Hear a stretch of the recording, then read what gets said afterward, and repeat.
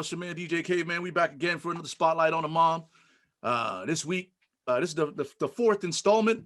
I like to try to do them every day, but you got to work on everybody else's schedule sometimes, and I've been busy also. But today, super special guest. Each guest is just as good as the last guest. We started with my mom, and then we had my lady on, and we had her mom, and now I got Miss Connie.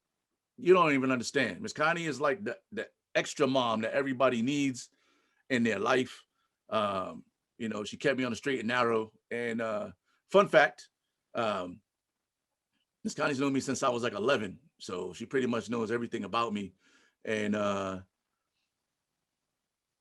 she gave me my first like leadership opportunity back in the 4-H days. But we're going to get into all that. But I'd like to take this opportunity to introduce to you Miss Connie. Hi. Hey, Miss Connie, how you doing? Good. How are you? Thank you for coming on.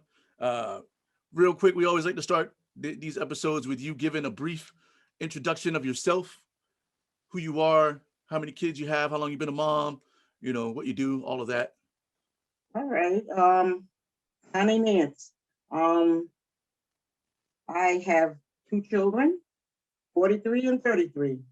I was a Head Start teacher for 30 years, and for the past 7 years, I've been a family case manager for Crossroads, doing the same stuff I was doing in the classroom, helping families. That's my goal in life, to help people. I've done quite a few different mommy type role things, community clubs and cheerleading coach and squad coach and classroom teacher. Well, that's me. Right. So, like you said, you were a Head Start teacher, but more importantly, I mean, not maybe more importantly, but you've had access to a lot of us. 9 times there's a good possibility that if you were in 4-H in the 90s, early 2000s, and if you've been through the Head Start system in Providence, you most likely had some interactions with Miss Connie. What was that like? What is that like being the mom of moms? You know what I mean? Like, you're the mom, but then you have like so many other kids. Like Nadine she's a second grade teacher, so she also has a lot of kids. But you've got kids at like the early ages. I got kids that are in college now. I got kids that are grown like you, Daryl. Now I have kids that are grandparents right now. Everywhere I go, I see people and they remember me. So it's a good feeling. It's a really good feeling. I went into Dollar Tree the other day where I live, and two of the girls that I hadn't had stock, they both worked and they knew me. I had a mask on, and I kept saying in my head, they look familiar. One of them said, "You're Miss Connie, huh?" And I was like, "Oh, stop!" And then I remembered their names after they started talking. But yeah, it's a real good feeling. It's good. It's good for the soul. Who from your Head Start days, who's your most I don't want to say famous, but like who do you look back on, like maybe like a couple of people that you had in Head Start that are now doing like super amazing things where you're like, I remember that kid when they couldn't wipe their own ass, or Mm, Let me think. when you had to change their diapers, or they couldn't crack a graham cracker down the line, and now they're like, Well, a couple of years ago, one of the councilmen was going around because I work at shelters too. I've been working at shelters for many years too. Um, One of the councilmen in the Elmwood area came into the shelter when I was working in the shelter. He said, "You're Miss Connie." And I said, "And you are who?" He said, "Don't you remember me? I lived in the Elmwood area. You remember my mother?" And I was like, oh, I had to rack my brain. He brought it back to me though, and I was proud that he even spoke up. There was a lot of people around, and I was like, wow, that's so cool. right, you're like a celebrity, Miss Connie. I'm like a nice person that you remember that was good to you. That's what I'm like. Absolutely. So what do you feel like is because we like to start with, like, I like to start with the hard stuff. Mm-hmm. So being a parent, when you were a parent, like, well, you're still a parent, but like in the early days of parenting, when the world was better, Mm-hmm. in the 90s and the 80s and 90s, what were like some of your biggest challenges coming up as a parent, uh, but also as a like as an educator? You know, Um, was it like was it hard to separate like your educational job from your parental job, or did you put them together? I put them together. Everything flowed. I am kind of proud of myself. I did very well at making things flow. Like there was never enough money, but there was enough money. There was never enough time, but we made time. Um, I'm telling you, and I remember what your mother was saying. It takes a village. I'm telling you, I have been surrounded by the best, most wonderful women, men too, but these women in my life, and now these young girls that are growing up, like your sister Stephanie, Naomi, Lauren is my angel. They just make you feel good and proud. They really do. And like I said, there was never enough, but we made it work. We Right. made it. Um, and like, what's your favorite thing about being a mom? Like, what do you look back with and you're like, man, this is the best part of motherhood? Wow. I don't know. I think I was blessed with two wonderful kids. They love me dearly, deeply, and I feel like they love me. My you know what? I think the fact that both my kids have come through life and they're doing something positive and they're good people. I'm big on being a good person. My son, I can introduce him to my daughter too. I'm telling you, I introduce them to people I work with now, and they immediately fall in love with him. And they say to me, "Wow, you got a wonderful son, or you have a wonderful daughter." Just since I've been sick, people have come around, they meet my kids, and they're like, "Wow," and that really makes me proud. They know how to. They have grown up, and they know how to speak to people, and they know how to treat people. They know how to greet adults and help others. Both my kids are just like me when it comes to helping people. Nice. Yeah, no, and obviously I know both of them. You know, Lauren and Anderson are fantastic people, and so congratulations for raising two, stand-up children. Um, Now we're gonna play. We're gonna do a quick little game. We're gonna find out if you team one way or team the other. Okay. I'm gonna give you two options, and you got to choose the one that you think fits you from a mom perspective. Not Okay. necessarily what you would necessarily eat one over the other, especially nowadays. But like when you were doing mother stuff, what were like your go tos? So the first thing is gonna be team applesauce versus team fresh fruit. Are you more like the applesauce mom, or are you like more like the fresh fruit mom? See, Carol, that's hard because I was always on the go. So I'd grab up the fruit and grab up things like applesauce because they were quick to get to, and we'd be gone. But you got to pick one. What do you prefer? I always preferred fruit, but applesauce was one that lasted longer in the car when we used to ride around with coolers in the car. All right, I remember those days. So all right, so we're gonna call you team applesauce. Okay. All right, Now, as I'm older, I'm strictly fruit. Fruit. I love fruit. all right. Are you team whoopings or team timeout? Okay. I thought you were going to ask me this. For the first 10 years, God tells me that I used to whoop her up good. She was a good girl. I just had to keep her on the straight and narrow. And for the second 10 years, when my son came along, I was like, go sit down somewhere. Leave me alone. Just go sit down. I didn't have much patience left. I can't say I was one of in the beginning, I was the whoop your butt. As I got older, it was like, just go sit down. Time out. Go over there. Which one do you think worked best for you?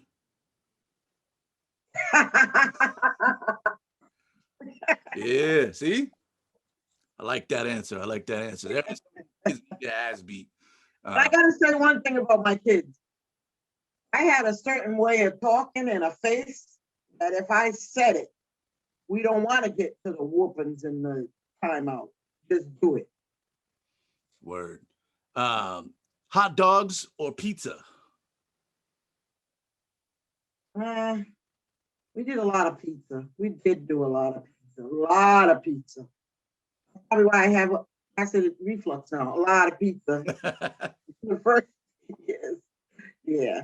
There's a lot of good pizza here in Rhode Island. So Yes. I used to we made pizzas out of English muffins. We made pizza out of anything, a piece of bread. man, the English muffin pizzas is one of my favorite Isn't it? 4-H, one of my favorite 4-H memories. Yes, it's the bomb. And every kid there could make it. Yes. Moms, if you're out there, get you some English muffins and some pizza sauce and some cheese. You Mm-hmm. got some pepperonis, and you got yourself, 15 little mini pizzas. Yep. Or you can use your leftover chicken from the day before. That's right. Yeah, whatever kind of pizza you want, except Hawaiian pizza, because pineapples don't belong on pizza. No, they Uh, don't. so No. you're a grandmother. Yeah, I'm a nana. Your nana. Nana, I Nana. got a 20 and a soon to be 22-year-old granddaughter. Look And at a that. 22 grandson. So I've been asking all the grandmothers, where at what point, where's the secret meeting that happens where you get the secret code to those little strawberry candies and the butterscotches that every grandmother has. All I can tell you is my grandkids were spoiled. From the minute I found out they were going to be born. I loved them. I loved them so much. It hurt to be away from them. I think I was with them more hours than I was even with my friends. Yeah, they felt right in play though, my grandkids. They came right in when I was teaching school. They could come in and spend the day in my classes. Everything I did involved the kids. When I worked at the shelter, bring my grandkids. You see what she did there, people?